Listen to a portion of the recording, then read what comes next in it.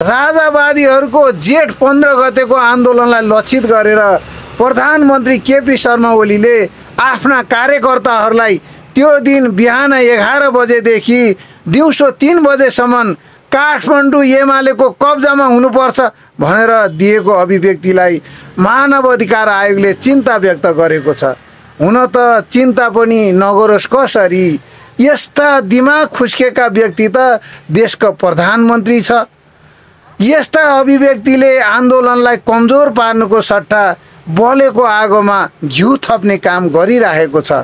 हुन त केपी ओलीलाई देशमा गणतन्त्र आएको फिटिक्क मन परेको छैन। नेपालमा गणतन्त्र आउनु भनेको बैलगाडा चढेर अमेरिका पुग्नु सरह हो भनेर भनेको कुरा झलझली सम्झिराख्नु भएको होला। त्यसैले त गणतन्त्रको मलजल गर्नुको सट्टा कमजोर पार्नको लागि यस्ता अभिव्यक्ति दिइराख्नु भएको छ।